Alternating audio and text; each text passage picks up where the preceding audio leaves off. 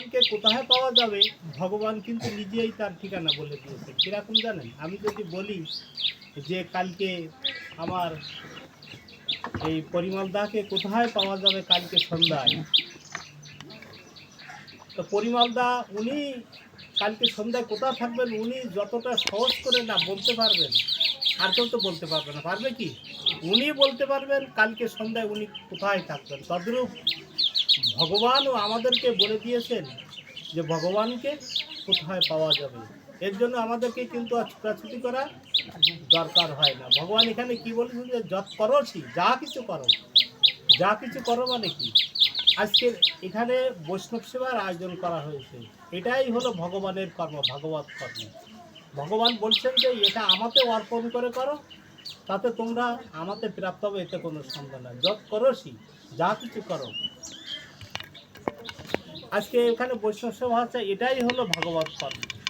ভগবান যা কিছু করো মানে কি? যেমন গীতায় আরও বলছেন যে মন মনা ভব মদ ভক্ত মদ জাজি মাং নমস্কুরু মামে বৈশ্বাসী সত্যান্তে প্রতিদানে প্রিয় হসিমে। ভগবান এখানে বলছেন যে মনে মনে, মানে ভগবান বলছেন না যে যত করছি যা কিছু করো। তাহলে কি করতে হবে আমাদেরকে? আমাদেরকে কি করতে হবে তাহলে? ভগবানকে পেতে হলে কি করতে হবে? মনে মনে ভগবানের ভাবনা করতে হবে। মদ ভক্ত, ভগবানের ভক্ত হতে হবে। মদ জাজি, ভগবানের পূজা করতে হবে। মাং নমস্কুরু, ভগবানকে বারবার নমস্কার করতে হবে। ভগবান বলছেন এমনি করে যদি তোমরা আমাকে পেতে চাও তাহলে আমার ভাবনা করো, আমার ভক্ত, আমার পূজা করো, আমাকে নমস্কার করো, তাহলে তোমার সে ভগবান বলছে যে মামে বিশ্বাসী সত্যান্তে প্রতিদানে প্রিয় হসিমে। আমি সত্য করে বলছি তোমার সে প্রিয় আর কেউ হতে পারে না।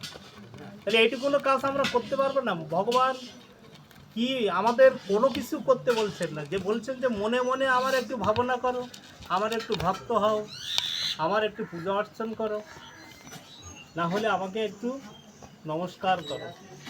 তাই ভগবানকে পেতে হলে আমাদের দৌড়ঝাঁপ করার দরকার নেই। কিন্তু ভগবান আরও সহজ করে দিলেন। শেষের শ্লোকে আরও কি বললেন যে সর্বধর্মান পরিত্যাজ্য মামেকং শরণং ব্রজ অহং তাং সর্ব পাপেভ্য মোক্ষয়িষ্যামি মা শুচি। ভগবান আমাদের গীতার 18 অধ্যায় শ্লোক শেষে সব কিছু অর্জুনকে দিয়ে বললেন যে অর্জুন, তোমাকে অনেক কিছু আমি বললাম, জ্ঞানের কথা বললাম, কর্মের কথা বললাম, কত কিছু বললাম, 18 অধ্যায়ে 18টা যোগের কথা বললাম, তুমি সব কিছু ত্যাগ করো। শেষে কি বললেন যে সর্বধর্মান পরিত্যাজ্য মামেকং শরণং ব্রজ, শুধু তুমি আমাকে স্মরণ করো। ভগবান কি বললেন যে শুধু আমাকে মামেকং শরণং ব্রজ অহং তাং সর্ব পাপেভ্য মোক্ষয়িষ্যামি, সমস্ত পাপ তাপ সব কিছু আমি ভগবান নিয়ে নেব। তাহলে আমরা শেষে কত সহজ করে দিলেন ভগবান আমাকে, শুধু একটু ভগবানকে স্মরণ করতে হবে। শুধু মনে মনে ভগবানকে ভাবনা করলে, স্মরণ করলেও ভগবান অবশ্যই সেবা পাবে। ভগবান ভক্তের কাছে মন ছাড়া আর কিছুই চায় না। যিনি অনন্ত কোটি বিশ্ব ব্রহ্মাণ্ডের মালিক, তার তো কোনো কিছু অভাব নেই, আছে কি? তাহলে তিনি ভক্তের কাছে কি চান? কিছুই চান না। তিনি রাজভোগ চান না, রাস ঐশ্বর্য কিছুই চান না, শুধু চান আমাদের কাছে মনটাই চান।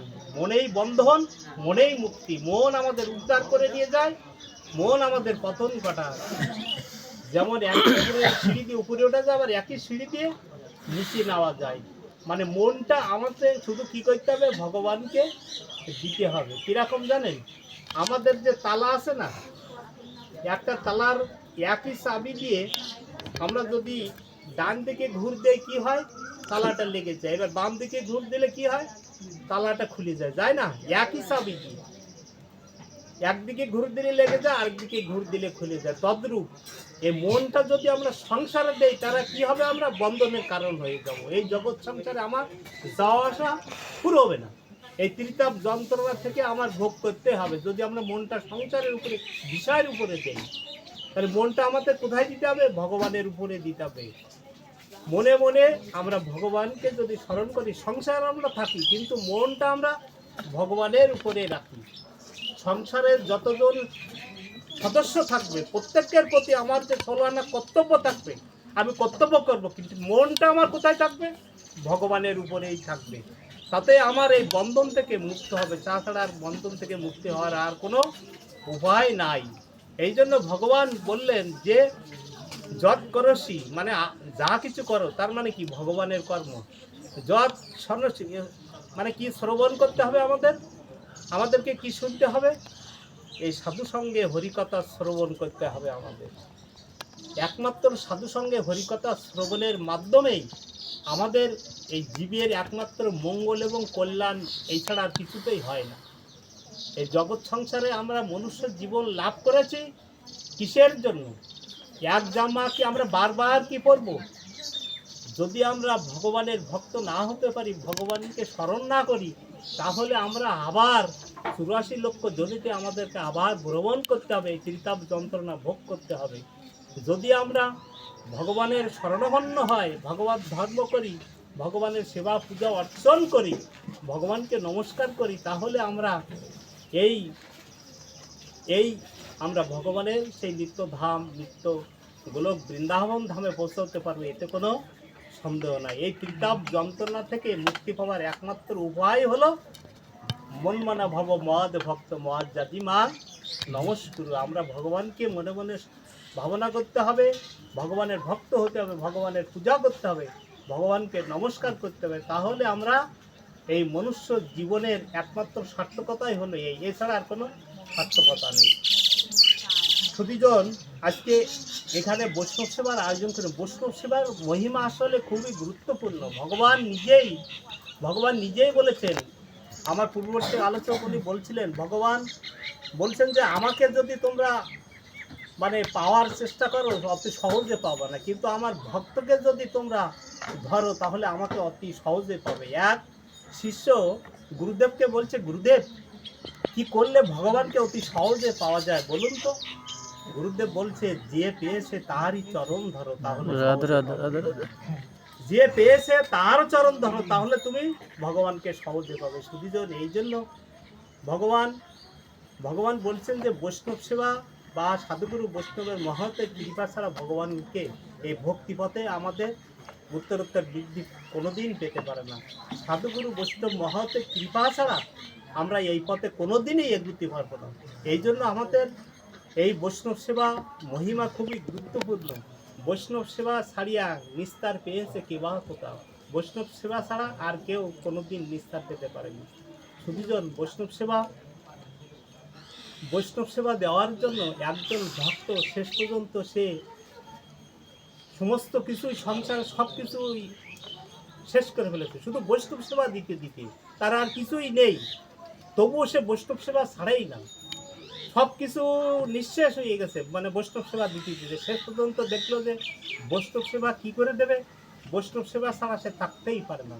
শেষ পর্যন্ত উনি সংকল্প করলেন, আমার তো কিছু নেই, তো আজকে আমি বনের ভিতরে যে ডাকাতি করে হলেও আমি আজকে বৈষ্ণব সেবা আমি দেবই দেব, বৈষ্ণব সেবা ছাড়া আমি থাকতে তো পারবোই না।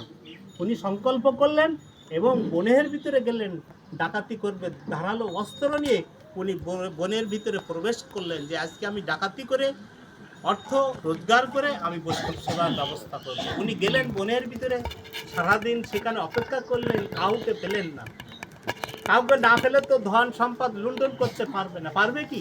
কাউকে উনি পেলেন না। ভগবান দেখেন সুধীজন, একটা কথা বলি, আমরা বলি না যে ভক্তরা ভগবানকে পাওয়ার জন্য ব্যাকুল থাকে। সুধীজন, ভক্তরা ভগবানকে পাওয়ার জন্য যতটা ব্যাকুল থাকে, ভগবান তার চেয়ে বেশি ব্যাকুল থাকে ভক্তের কাছে যাওয়ার জন্য। যে ভক্ত আজকে বৈষ্ণব সেবা দেবে, সে বৈষ্ণব সেবা দেওয়ার জন্য তার সহায় সম্পদ সব কিছু হারিয়েছে, সে সংকল্প করেছে বনের ভিতরে যে ডাকাতি করে লুণ্ঠন করে বৈষ্ণব সেবা দেবে। সারাদিন সে কিছুই পায়নি। ভগবান হলো ভক্তের অধীন, ভগবান ভক্তের কথা উনি জানতে পারেন, বুঝতে পারেন। ভগবান যখন জানতে পেরেছেন ওই ভক্ত বৈষ্ণব সেবা দেবে বলে ও ডাকাতি করতে গেছে, ও তো কারোর কাছ থেকে সম্পদ লুণ্ঠন করতে পারেনি, তবে ভগবান জানতে পেরে উনি কি করলেন, উনি রুক্মিণীকে বললেন, রুক্মিণী যা কিছু গহনা আছে অলঙ্কার দিয়ে সব কিছু করে ভালো করে সাজিয়ে নাও। রুক্মিণী বলছে হঠাৎ করে প্রভু এরকম বলছে কেন, সাজিয়ে সাজিয়ে গুছিয়ে নিচে বলতে কেন? বলে যা বলছি তাই করো। রুক্মিণী যা কিছু অলঙ্কার দিয়ে স্বর্ণকার আছে সব পরিহিত করে ভগবান আর এদিকে সারথীকে বললেন যে রথ প্রস্তুত করো। তারপরে রথ প্রস্তুত করে ভগবান রুক্মিণীকে নিয়ে রওনা হলেন সেই বনের ভিতরে। সন্ধ্যার সময় সে বনের ভিতরে যাওয়ার পরে ওই যে ভক্ত যে লুণ্ঠন কর্ম করে বসে আছে, ও তখনই যখন এই রথ যাচ্ছে তখন বুঝতে পেরেছে এইবার আমার সব কিছু আমি লুণ্ঠন করে নিয়ে আজকে আমি বৈষ্ণব সেবার দেওয়ার ব্যবস্থা করতে পারবো। তারপরে ভগবানের রথ যখন গেল তখন ওই ওই ভক্ত অস্ত্র দেখিয়ে রুক্মিণীর কাছ থেকে সমস্ত অলঙ্কার আদি সোনার গহনা সব কিছু লুণ্ঠন করে নিয়ে ভগবান ওই রথে বসে দেখছেন রূপ